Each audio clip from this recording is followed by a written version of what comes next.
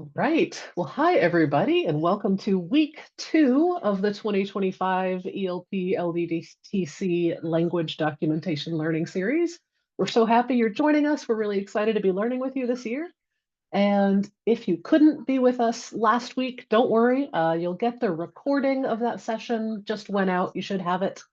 And we will also be putting all of each week's materials, any extra readings that might be helpful, useful resources in the Google Drive folder, which you should also have received in your email. So without further ado, I'm really happy to hand it over to Nathan Adamson from University of Hawaii at Manoa, and he's going to be telling us this week about audio and video recording. Welcome, Nathan. Thank you so much, Anna. Happy to be here. Um, Thanks again for having me. I'm excited to talk a little bit about some of my work and hopefully um, help you all as well as you start language documentation projects. And recording, both audio and visual, is one of the foundations of the work that we do in language documentation as we create the data and work with it that way. So let me just pull up these slides I'm going to share. Make sure everything is working well. Okay, here we are. All right. As Anna mentioned, my name is Nathan Adamson. I'm a PhD student here at the University of Hawaii at Manoa. And I'm also a member of the Language Documentation Center here that's sponsored here on campus. Today we're going to be talking about audio and video recording. And I've subtitled this Preserving Your Language and Your Wallet because there's so many different options when it comes to audio and visual recording. And lots of them require lots of money. And of course, we can get great, high quality audio-visual recordings if we have a lot of money. But what do we do, especially for community members who may not have the financial means yet to purchase these equipment or access to university funds or things like that? So we're going to be talking about some of the different ways we can do that here. So my objective today is that by the end of this workshop, all of the participants here today will have both the technical know-how and all the necessary equipment to produce high quality, meaning archival standard, audio and video language recordings. And that by the end of today, all of you will all have practiced making at least one audio recording. And so I hope by the end of today, all of you feel empowered and capable to begin audio and visual language documentation projects starting today. I hope that you have the tools and know-how by the end of this session that you can feel like you can start already and you have the practice to go forward. So just to start off, like I mentioned earlier, there's so many different options available for audio and video recording to the point where we start to have to think about, okay, what's going to be the good, better, and best for my particular project? When it comes to audio recording, the absolute best possible audio recordings that we can get happen in professional sound booths or phonetics labs that usually are hosted on university campuses. Um, the problem with using these for language documentation is, first of all, they're not portable. You can't bring a university sound lab to a community in the places that we're doing language documentation, in very remote communities oftentimes. The other thing is that these are extremely expensive and they're very hard to come by. Universities often spend up to 30,000 US dollars on creating these sound labs for very high level audio recordings. But that's not an option for most of us. So maybe the second best option is what you see here on the right on this picture is where we have a decent field work equipment setup. So this often consists of audio recorders like Zooms or Tascams, and then video recorders as well, so that we can capture these in communities. So the better thing about this option is that these are portable for the most part. I mean, they are portable. You can bring them places, but I know that I have personally hiked up my fieldwork set into a remote community, and I wish that my field kit was a little bit lighter, to be honest. So sometimes these can still be difficult to get to where we're trying to go when we're hauling all of this gear manually. These are very much less expensive than these professional sound booths. So traditional fieldwork kit might be somewhere between, 500 and a few $1,000s, depending on um, the quality and what all goes into that. But these are still quite expensive, again, as for people starting out and especially community members wanting to do their own language documentation. This is still quite daunting to have to spend so much money on all this equipment. And so last year, some of my colleagues and I here at the University of Hawaii started to wonder about smartphones and how can we leverage smartphones in language documentation projects. The benefits of smartphones, first of all, it's portable. You can fit it into your pocket, and nearly everyone already has one. Even in very remote communities, lots of times smartphones are still very present in these communities, and they're able to be charged and used. And so we started to explore last year, me and some of my colleagues, if we could find ways to improve the quality of smartphone recordings, both audio and visual, for language documentation projects. And I'm going to talk a little bit about some of our results, if it's good enough, or if it's not good enough quality. So what we did is we compared smartphones, both iPhones and Androids, to all of these different cameras, professional and amateur camera and audio equipment, to determine if we could use smartphones. And what we found as far as audio goes is if we look at traditional fieldwork kits, which use solid state audio recorders like Zooms or Tascams, these usually record at archival standards, so they're WAV files, 96 up to or maybe above 96 kilohertz sample rates and 24-bit depth, or sometimes even higher. So very high quality recordings. But if we look at smartphones, Androids can record at those very high standards, and iPhones are limited to about 48 kilohertz in sampling. But this is also perfectly acceptable for lives across the world for language documentation. Then if we look at the other benefit of solid state recorders, is that we have high quality XLR inputs. So we can use multiple different microphones, and we can have very high quality microphones, very targeted, and we can very much control the input through the microphones. This is one of the drawbacks of smartphones, that there's usually only one port, and the port type equipment that you can use is very limited.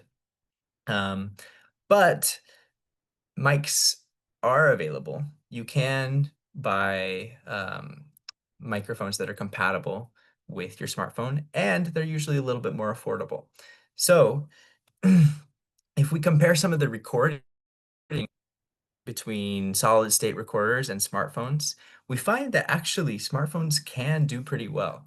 This is a recording from one of the projects that I've been working on in Palawan, from Micronesia. I'll play some of these recordings for you. Here's the traditional solid state audio recorder. Adelo asamasil samleka monday el gire la klisiir, esa langalak lataraad el bla. So you can kind of hear it's a very good quality recording. And here's our smartphone version of the same recording. Adelo asamasil samleka monday el gire la klisiir, esa langalak lataraad el bla el rabay. while there may be some slight differences, the quality is actually very good as well. And we found that for the most part, smartphones are able to record with the right attachments and with the right technique at a very high quality that is sufficient for language archives and language documentation projects. When we look at videos, we found similar things. If we look at traditional DSLR cameras, lots of times these cameras record in standard formats that are hard to work with after you take the file off of the cameras. Lots of times you have to convert these files. Whereas smartphones, they're already recording in file formats that are easy to use and edit, which is a benefit. If we look at resolution, we're looking at standardly probably a 4K resolution with 30 to 60 frames per second.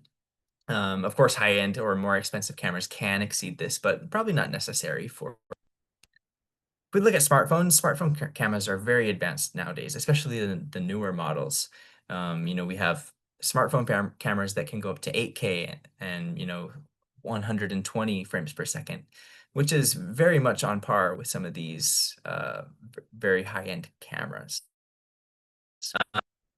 DSLR cameras also can take a lot of training to learn how to use and adjust all the settings, whereas usually smartphones are a little bit more straightforward and people are accustomed to using them. But when it comes to storage, this is where it gets difficult for smartphones. Lots of times there's much limited storage in your smartphone, whereas cameras usually have a little bit more, and there's external storage through SD cards. So that's one of the drawbacks here. But again, if we look at some of the comparisons, if we look at these same situations where we're using a traditional camera and a smartphone, both indoor and outdoor, lots of times we're finding that because the smartphone cameras are intuitive, the settings are automatically adjusted, that lots of times for the same amount of effort, we get a much better result using just a smartphone. Same with video. Here, I'll show you, this is our DSLR recording Adilu sa muscles. Adilu sa muscles samleka monday el gire la klisiir. Right, so pretty good video, nothing to complain about. Adilu sa muscles. Adilu sa muscles samleka monday el gire la klisiir. Esa langalak klata. But in my opinion, this is probably a better video actually when we compare the two, which we captured on an iPhone 13 Pro.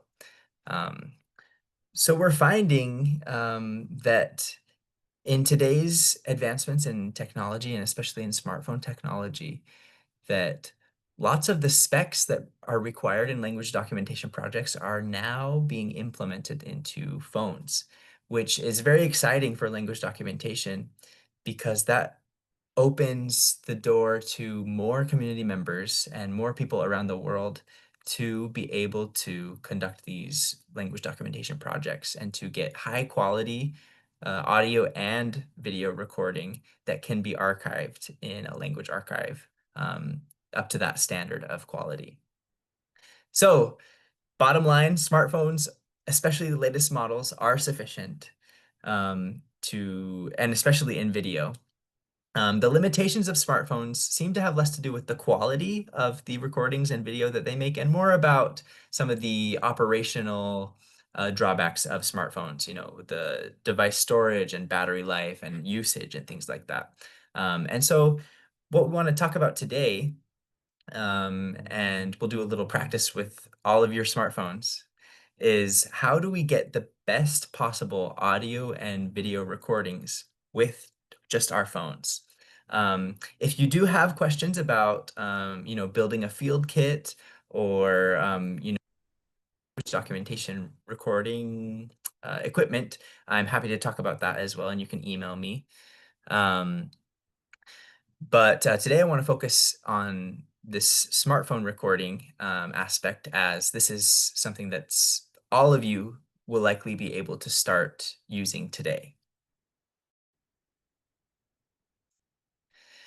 So I'll go through first some of the audio tips and how we can get a high quality audio recording just using a smartphone.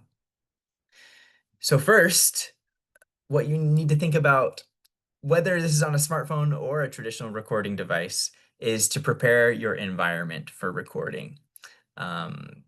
You're going to want to look at where you're going to do this recording and try and remove all the distractions. So if you are, whether or not you're recording with your phone, you'll want to put it on silent or do not disturb. Make sure no notifications are coming up. Try to minimize background noise as much as you can. Things like the traffic, TV, or your air conditioning unit, humming of the lights even sometimes will be picked up by recordings. And so just take a second and look around, listen. What are you recording that you don't need to? And can you eliminate that? If you are recording indoors, try and choose rooms with little or no echoes. So usually these are soft spaces, things that have lots of things on the walls or lots of furniture. This helps to mitigate some of these echoes. One thing that I used to do when I was trying to record just at home and I lived in a more echoey room is I would just build myself a little pillow fort or blanket fort, and I would record myself under this blanket, and it actually worked quite well to eliminate lots of those things. So there's some makeshift things that you can do if you're finding that your environment is not super suitable to high quality recording. My second tip here is when you're using a smartphone to record audio, don't just use your basic generic voice memo app. Use a professional recording app that will let you to manually adjust the recording settings and monitor all of the audio signal as you're recording. So this is my recommendation of an app. If you can, I would recommend that you all download this right now, and we'll be able to use it to practice in just a second here. But this is the Voice Record Pro app. It is available on both the Google Play Store for Androids and on the Apple Store for iPhones. And this is my go-to for audio recording apps on cell phones because it allows for manipulation of your audio input, and you can manually see the signals coming in as well as adjust all the settings. And there's lots of options for being able to even manage the files that you record on your phone with this app. There are sometimes some bugs with Android devices, so this does work better on Apple devices. So if you are finding that you're having a hard time as an Android user using this app, sometimes it cuts out, people have noticed. Then another option is to use the Smart Recorder app. Yeah, if you want to go that direction, you can email me or ask me as well, and I can point you in that direction as well. But when we're again recording on our phone, I would also recommend, instead of using the built-in microphone of your phone, which is made for phone calls and things like that, it's very designed for that, is to make a little bit of an investment, since everything else has been free so far, and purchase a cell phone compatible lapel mic or an LAV mic. Even just having the simplest of microphones can drastically improve your recording quality, from the cell phone microphone to a very more targeted lapel mic. And even these can be very simple as well. You can find these on Amazon or online for about 15 US dollars for some of the cheaper ones. But these can also scale up to be pretty high end and still be only around 100 US dollars. So here's two examples that I found just the other day of a $17 very basic but would still improve your recording quality microphone versus a more higher end that does quite well with the cell phone setup. So I would highly recommend, if you are going to start documenting using cell phones, to purchase a lapel mic like this. Again, make sure that it's compatible with your cell phone. If you're whatever ports that you have available on your cell phone, make sure that you get the right ones or adapters that will work. My next tip is to think about your audio settings and make sure that these are adjusted to get the highest quality recording that you can on your cell phone. And we're going to walk through exactly how to do this with the Voice Record Pro app in just a few minutes. So again, if you are able to download that app so you can kind of follow along and do it yourself as we go through it. But we're going to talk about just quickly 4 audio settings that will help you get really high quality recordings even on a cell phone. And the first one is the file format. So the file format is the format in which the recordings are saved and recorded onto your cell phone. There are lots of different formats that are available to record audio, like MP3s, but the different formats sometimes modify the audio signal as the sound information is being recorded and stored. And we don't want anything to be lost as we record language documentation projects. We want to keep as much of the language information, as much as of the sound and voice information as possible. And so we don't want any file formats that are going to modify the sound as it's being recorded. And so what we want is uncompressed or no loss audio files. The standard is to use .wav files because these are uncompressed. But there's also other uncompressed files like the .aiff files that are common on Apple devices. Those would also work. The next audio setting that we want to look at is what's called the sample rate. And for voice recordings, usually if we can get up to 48 kilohertz or 48,000 hertz for our sampling rate or higher, there's nothing more that we need. That's plenty for documenting voice and all the nuances that come with the phonetics and things like that, the sound systems of languages. But what the sample rate is, this is just a measure of how many times in 1 second the sound is being recorded. Kind of like if you think of it like a video where it's just pictures, snapshots across time, right? This is kind of how sound is recorded as well. And so how many snapshots are happening in a single second? And so the higher the sample rate, the better quality the recording is. But also this makes the recordings lots larger and harder to store because they take up memory. So if you can get a 48 kilohertz sample rate, that's perfectly normal. If you want to go higher, that's even better. So like I said, some cell phones can record up to 96, which is fantastic. The next setting we'll talk about is bit depth. And as a standard, we want probably between 16 and 24 bit depth. I would err towards 24 if possible.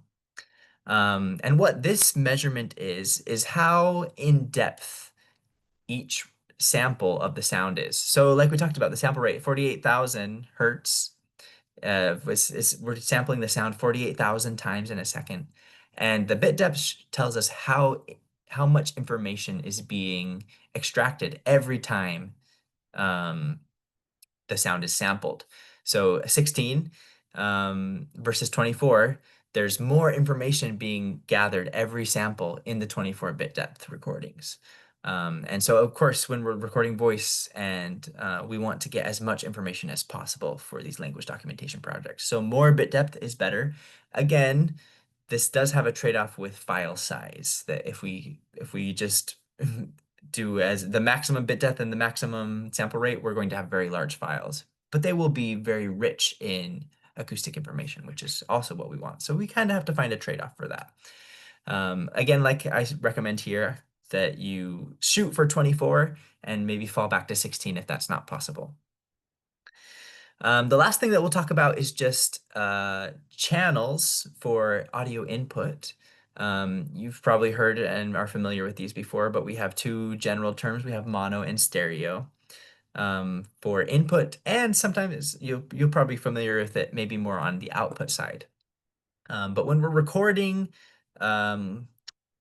for language documentation or anything, we can have mono or stereo input as well. And that means that if it's a mono input, that means all of the microphones that we have are combining all of the information into a single waveform that we're recording. So they're sharing all their information and recording it all together into a single waveform. Stereo channels are different. Say we have two microphones. Each of them are recording their own waves. And then in the file, the file is two waves put together on top of each other. And so when you open up the file, you can even see the two waves stacked on top of each other that are happening simultaneously, as opposed to a mono channel type input where you would only see one wave with everything being put together. When we're documenting with a phone, usually we will only have one mic just because of the limitations of cell phones. And so if we're only recording with one microphone, there's no need to use stereo channel inputs. You can just keep with a mono channel input, and this will also help to reduce the file size because, of course, stereo, they're recording different waveforms. And so these will lead to increased file sizes. So mono is just great for using cell phones in audio recording. So how do we do this on the Voice Record Pro app? So if you were able to download it, I'm just going to walk you through how to set up your first recordings. So first you'll just want to open the app. This is what you'll see, this first screen right here. And the first thing you want to do is go to the top right where there's that settings button, and you're going to hit Calibrate Audio Engine, that button in the top middle. I don't think this is actually available on Android devices because this was built specifically to calibrate to iPhone audio settings. So if you don't have that button in your settings, don't worry about it. I think it's mostly for iPhone users. But what this does is it just calibrates the app to all of your internal phone settings to make sure that we get the highest quality recordings. So first, that's the first step. Calibrate your app to your phone. You will only have to do this once. If you ever use this recording app again, you don't have to do this again. The next step is to just hit this red record button on the main screen. And what you'll see pulled up here is a window like this. Except I have it on the advanced tab right here. It'll pull up on the presets, which are fine to use, and you can select if you want a low quality, a medium quality, or a high quality. But we're gonna go one step further and go to the advanced tab and customize our settings. So if you hit the advanced tab right here, you'll be able to input your file format, your sample rate, and your channels. The bit rate is set, but if you are on an advanced tier, it usually defaults to 24 or 16, whatever's the highest on your device. So that already does that for you. So what you want to do here is change these settings to be as we talked about earlier. So we want to be recording in WAV files at the highest sampling rate that that we can, while again maintaining storage, something probably 48 or above. Here I have it set to 96,000. And changing the here I have it set to stereo. I'd want to change that to mono. I forgot to change that one. So changing the channels to the right settings. So now that we have all of our settings for the recording setup, we can test our input levels. So if you go to this bar graph right here, you can click that bar graph and it will pull up a little scale like this where you can test your audio settings. This is just testing the levels of the audio input into your device. When we're recording sound, usually we're talking about sound in negative numbers, which is kind of counterintuitive, but it's bad to get to 0. That's what you have to remember. Once we get to 0, that means that the device can't handle the level of input that it's being given, and it's losing audio information. So we want to avoid getting to 0. And so how we adjust that is, okay, we want to adjust, we usually don't want to adjust how loud we speak because we want to speak naturally, and we want the people we're recording to also speak naturally. So we want to adjust the setup. Okay, maybe put it a little bit closer or a little bit farther away, so that we can mitigate if we're too loud or giving too much signal to the device at once. It's also common that as we speak and use language that we're going to have spikes. Every once in a while, one word will be louder than another, or we'll have emphasis here or there. And so we want to make sure that our spikes are also below 0. So a good general maybe guideline is to keep your spikes, try and get your spikes at around 5 or 6, keep them under 5. And that will help you if you need to edit the audio after that. We can still adjust things up and down, and we'll still have a little bit of space before 0. Also, if we're, on the below 20, negative 20 decibels, then we're getting into the zone of we're not picking up the voice anymore. And so on average, we like to keep it between, maybe 10 to 18 negative decibels, with our spikes no higher than about 5 or 6. And just to make sure that we're getting all the information, we're not spiking up to 0, and we still have a little bit of room both on the top and bottom that if we need to adjust the audio settings later in an audio editor, that we can have the flexibility to do that. So you can check your levels with this app as well, and you can also monitor as you're doing the recording. As you yourself are speaking, or you're recording other people speak, you can monitor this and make sure that you're still staying below the 0 and your spikes aren't going above where you want them to. Okay, so once you feel ready, you have your settings set up and your levels look good. They're in our average range that we're looking for, then you can hit the record button again and start recording. And you'll do your recording, you can pause the recording or stop the recording, and then it will create a file with your recording on the device in this app. So a few last tips, just as before you start recording maybe, is to make sure that your positioning is good. We talked a little bit about positioning as we monitor levels, but microphone position is very important in these projects. We want to make sure that the microphone, whether it's the phone or an actual microphone that we've attached like a lapel mic, is close to, but not right in front of your mouth. Maybe you've had experiences before where you've used a microphone or heard a recording or even recorded yourself on your voice memo or something on your phone.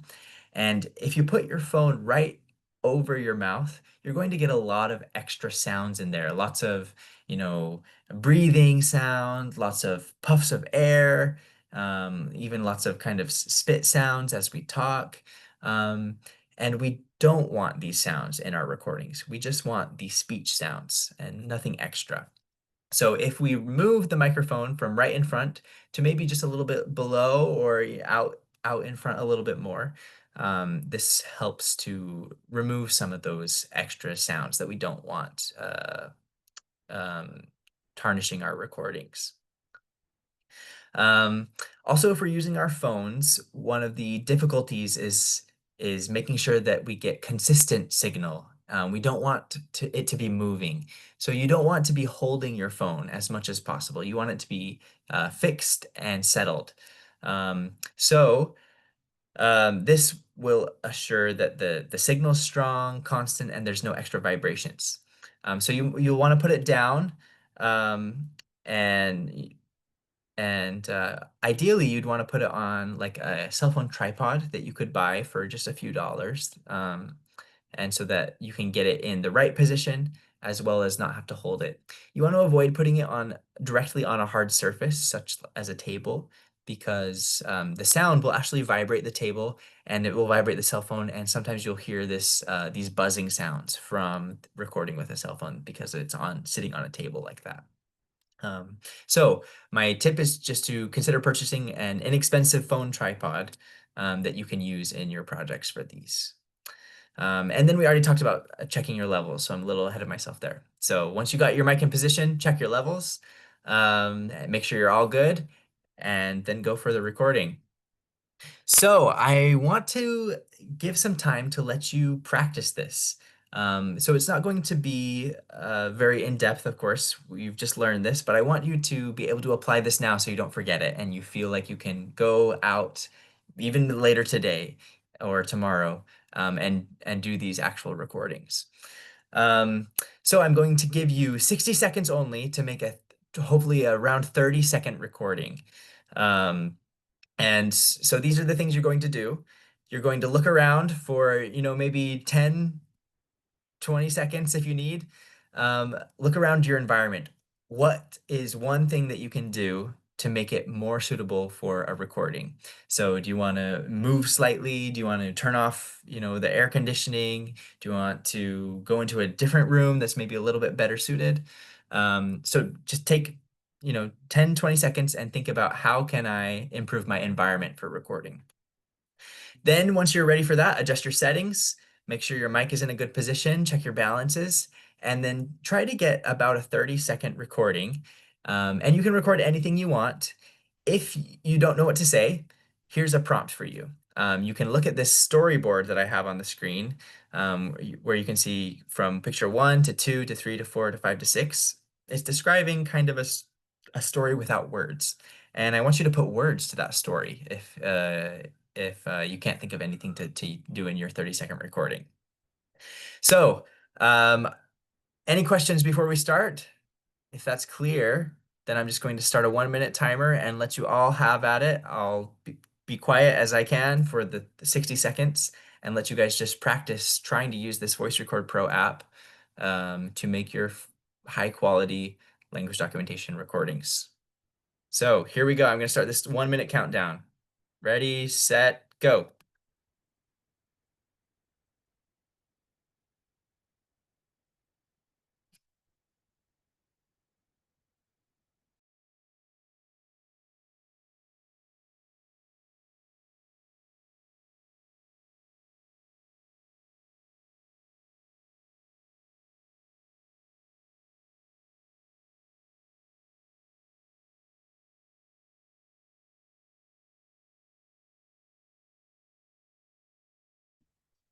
Hello, friend. How are you? How is it today?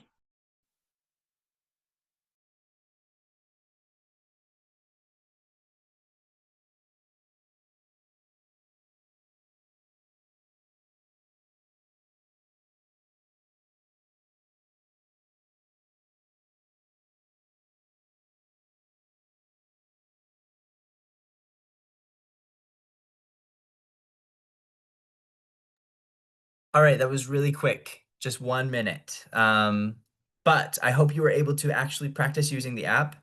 Take a second, make sure you're on mute, but play it back to yourself and listen to what you recorded. Can you hear any extra sounds that you might want to figure out what is that sound? Can you hear yourself clearly? Do you need to adjust your mic position, or do you want to try recording at a different sample rate or things like this? Lots of recording is learning how to adapt to your specific situations, to the environment, and also the equipment that you have. And that's no different from if you're using a professional recording equipment setup to a cell phone. So we'll still want to be practicing and listening back to what we're recording and adjusting. So make sure that you're adapting and listening as you go, and as you keep doing these recordings. But I'd be interested if any of you at the end or maybe after this meeting would want to share some of your recordings or anything like that, you can email me. Just to move on quickly, we're not going to do as in-depth get as in-depth into video, as most of you are probably pretty familiar with using the video functions on your smartphone. So I'll just give you a few tips and things to keep in mind as you do video for language documentation in particular. So again, environment is such an important factor for getting a good quality video recording. We want to look at environment, make sure we have plenty of light, first of all, and that the light is in a good spot. We don't want too much overhead lighting that causes lots of shadows across the face, but we don't want to be backlit either. So this can be quite difficult, especially when you are limited in your options, sometimes in your fieldwork situations. But try to find as good of lighting as you can. This is probably the biggest factor in creating good quality video is the lighting. Now, of course, we're using smartphones and we want to position them as good as well as we can. I'm skipping ahead to this last bullet point and then I'll come back. But we want to frame our video maybe a little bit farther back than you might expect. This is because when we speak, as I'm doing right now, we gesture and we move and we emote and sometimes we point or things like this. And we want to be able to catch all of this because this is important context for language and the language we're recording. So as you see, here's my example with one of my teachers, my Palawan teacher.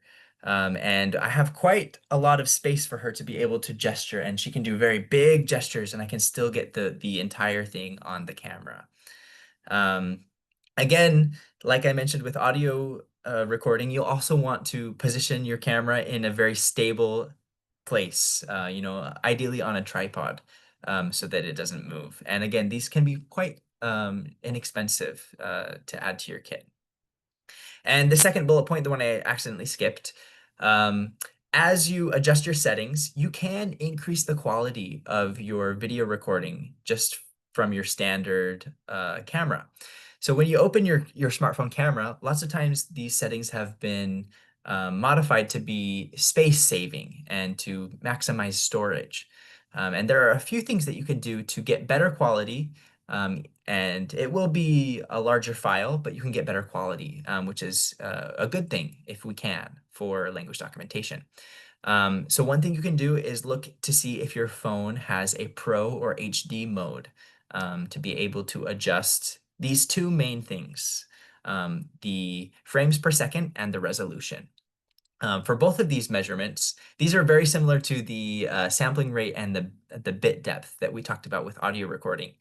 Frames per second, again, is how many pictures per second are we recording, and the resolution is how much information is being stored at, and so they're very similar in that way. And so, of course, higher is better, but again, we do run into storage issues. So you just want to keep a balance. What's the highest you can record at that is still feasible for your device? So if you look for settings that say things like frames per second, FPS, or high resolution, HD, UHD, 4K, 8K, these kinds of settings are what we want to be looking for on your cameras. For maybe a general guideline, we just want HD, something around 4K is fantastic. And as far as frames per second, 30 is very much sufficient. Of course, we can go higher and can get even more detailed and better recordings if that's an option for you in your situation. So just by way of summary, some of the main takeaways I hope you have from our discussion today is first that modern cell phones can be used for language documentation, both audio and video, and they help you to keep within a budget. Of course, if we are able to spend the money and buy more expensive gear that's specialized for these kinds of recording scenarios, we can probably get more custom and higher quality recordings. But with cell phones, we are able to get good enough for language archives and the standards across the field of linguistics for these kinds of things, which is very exciting, as I mentioned before. And I hope that this opens up language documentation to more people and in more avenues. And then I shared a few tips, both for getting high quality audio recordings that I hope you can remember and understand, and just a few at the end for high quality video recordings. And the last thing, you've already practiced. You had a very short 60-second practice, but I hope it was enough to get you feeling a little bit more comfortable with the app, and with some of the settings, and so that you could today go out and do a full recording of a language that you're interested in. So again, thank you very much for having me. My name is Nathan one more time. Here's my email address if you want to email me any questions or follow-ups. We'll also have a few minutes here, I believe, at the end for some Q&A in the meeting. But thank you so much for listening to what I have to say, and good luck in your language documentation projects. Fantastic. Thank you, Nathan. We do have about 15-ish minutes for questions, and we have a few in the chat. So if it's okay, Nathan, I'm just going to read those for you. Yes, thank you, Anna, for watching those. Yeah. So the first question we got from a couple of people, do you recommend Bluetooth microphones? Good question. So Bluetooth microphones are very common nowadays because of the type of ports that we get on our cell phones. As a practitioner in recording, we try to avoid Bluetooth as much as possible in recording if we can. Sometimes that might be the best option for you, and you can make it work. That's what I'm saying. But having a wired microphone, we avoid lots of the issues that we can in connectivity with Bluetooth. While Bluetooth is pretty reliable nowadays, there are still instances where the signal might be interrupted, and that might affect the audio that is coming into your device. And there also just is another layer that you have to deal with of, okay, making sure I have to worry about, is my Bluetooth connection working, right? And that's just, for me personally, I don't like to have those doubts. So I prefer the reliability of corded mics, since we're already doing things that are, there's so much to be thinking about. I don't want to be thinking about my Bluetooth as well. So I would recommend trying to find cell phone compatible microphones that have cords. But like I said, if a Bluetooth option is best in your situation, or if you already have one, try it out and see if it's working. Like I said, lots of this is trial and error. How can I get the best recording I can? Listen back to it. Is it working? Right? And maybe that's a good option for you. Awesome. Thanks, Nathan. We got a question from Federico who asks, how would you go about recording audio with this kind of app while recording video? Good question. Yes. So that is one of the difficult things if you do not have two cell phones, right? But the great thing about using cell phones is that they're everywhere, right? So, and if you're going into a community or something, and hopefully helping these people to start to do their own language documentation work, you can train them how to use this app. And one of you can record on the video on your phone, and one of them can do the audio on theirs. And you can see, okay, is my device getting better audio than yours? There isn't a great way to record both at the same time, especially because using Voice Record Pro does require a little bit of monitoring throughout the process, like a normal recorder would. So that is one of the downsides, is you can't do everything at once from a single device. But like I said, with cell phones being so prevalent, hopefully you can find workarounds for your situation to get both. Awesome. Let's see, we have two kind of related questions. So William asks, is it okay to digitally remove background noise in the recordings, or is it preferable to keep the files as unmodified as possible? And then Danica asked kind of a related question. My community has a ton of heritage recordings from the 70s, but the static grain and background noise is excessive. What recommendations do you have for cleaning audio to remove background noise without removing especially softer sounds like fricative feelers? Right. That's a great question, and one that I go back and forth on sometimes too. To answer the first question, maybe first. It is fine to edit your audio files and to clean them up. I think the most important thing to keep in mind is what is the purpose that you have for this file, and always keep an original copy. So you're going to record something that's raw audio file, and you should always keep that file so that you can always go back to it if you need. So when you edit your files, make the edits on a copy of the file. So then if you do something that actually I don't really like, I removed too much background noise and now it's affecting the quality of the voice or things like that. Then you can always go back and try again and restart. So always edit your copies of the files and leave the original files intact as they are. But again, for certain projects, so for example, if you're trying to do make videos or community materials or things like that, removing the background noise would be beneficial for lots of these types of projects. If you're trying to find detailed phonetic analysis and you're looking at the waveforms and spectrograms and things like that that are very fine details, you might not want to remove the background noise because it might affect those. So I think it depends a lot on the goals that you have with your audio files, what you want to do with them. And that will determine what you want to do, if you want to try and clean them up or not. Again, you can do both as well if you have copies of the file. To answer the second question, and I'd be happy to chat with you more, maybe over email. I do, when I try and clean up my audio files, I use Audacity. It's a free program, and it's quite simple to use to try and remove some of the background noise. So you can find tutorials on YouTube on how to remove background noise in an audio file using Audacity, it's called. And I'm also happy to chat with you with that over email if you'd like more information on that. Excellent. Thanks, Nathan. We have another question.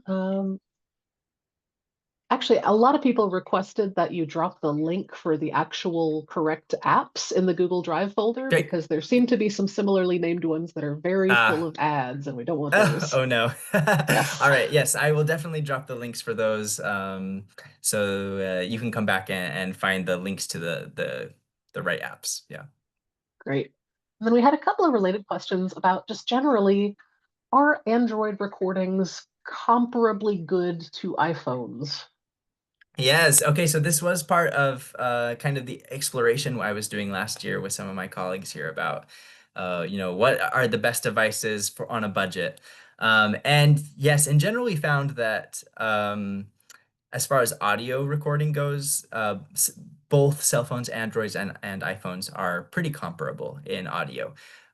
Although the latest Android models do have a few more options as far as audio settings. So I had mentioned this slightly earlier, just very briefly, that Android devices can often record a sampling rate up to 96,000 hertz, which iPhones are usually capped at half of that, at 48.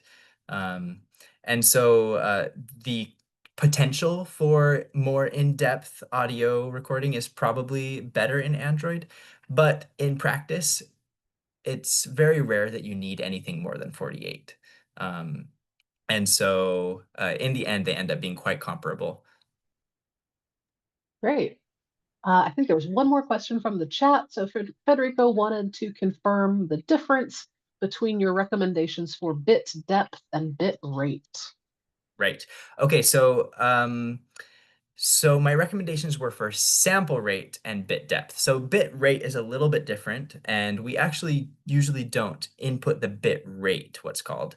Yes, just to confirm and clarify, sample rate is how many times the sound is sampled per second. And so I recommend 48,000 hertz for our sample rates. Anything higher than that, great, do it.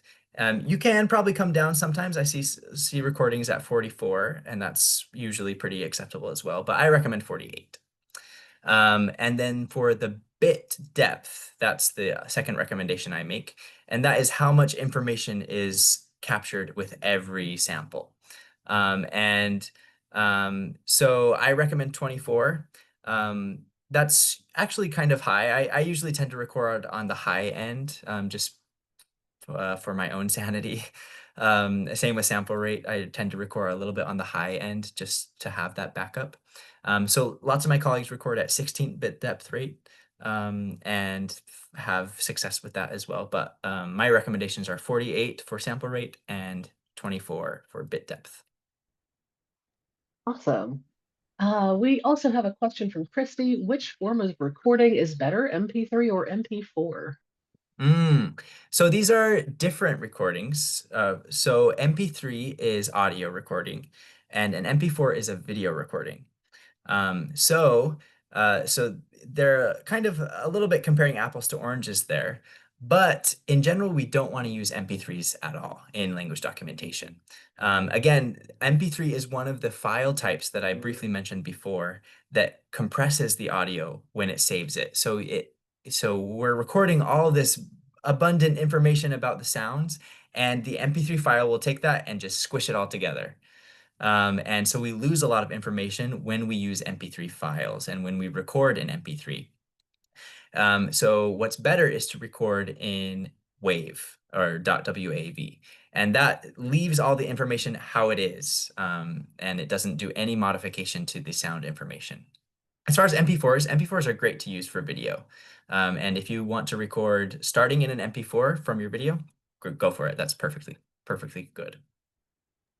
All right, we have another question, and then maybe we'll have time for one or two more after that. Sunday asks, what are the ways that you can video record heavy files, that is really big, large files, but take up Right. little memory? Ooh, I mean, if we could solve this, we would be insanely rich. This is a very difficult thing, and especially when we're working on phones, because lots of times phones have very limited space as it is, and they have all of your other phone stuff on there already, all your normal pictures from your everyday life and things like that. Um, and so it's very difficult to get a very large or heavy file recording. You need to plan in advance is my recommendation for this. So if you plan in advance and you can back up some of your maybe phone files to a computer or something and maybe clear some space, and then do one heavy recording at a time and then transfer it to a different location and then do another one and transfer it. And that's the methodology that I've seen to succeed in recording large files on phones, is to do it step by step, and transfer files as you go. Usually phones can handle a very large video file, or a couple of them, before it will run out of space. And so do maybe one or two. And the nice thing about your phone is it will tell you usually on your camera, you have 60 minutes left of video time or something like that. And so you can kind of watch those and make sure you don't run out. Great, thanks. Anybody have any last questions about audio and video recording? Oh, somebody asked, can we all stay connected on a platform like WhatsApp or Messenger? Yes, we do have a Facebook group for everybody to chat. We'll drop that link in the chat. But if you don't use Facebook or would prefer a different platform, we're also happy to make a WhatsApp for this year's learning series. So I'll send around an email after this session with the session materials, as well as a WhatsApp group link if you would like to join and discuss language documentation. And I think we see one more hand up, so let's call this the final question before we run out of time. Go ahead.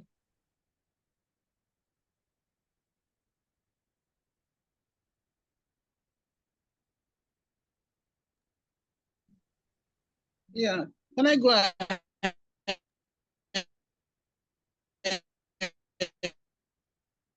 Yeah, go ahead, but your audio is breaking up a lot, so it might be easier to type your question in the chat. Please.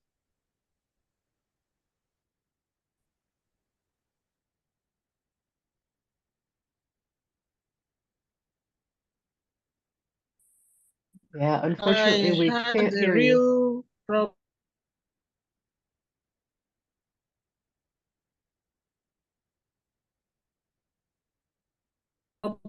connecting. I've been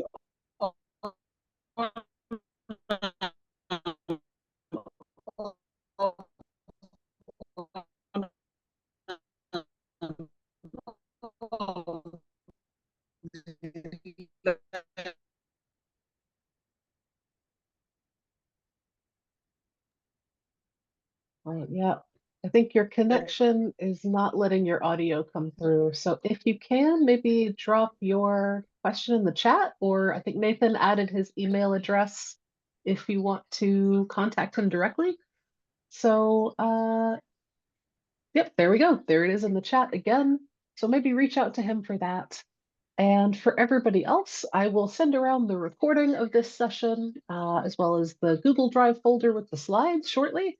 And next week, we will be hearing from Yumi Stanley about morphology and syntax, or in more normal people words, we'll look at how words and sentences are built and how you can work some of that into your language documentation work.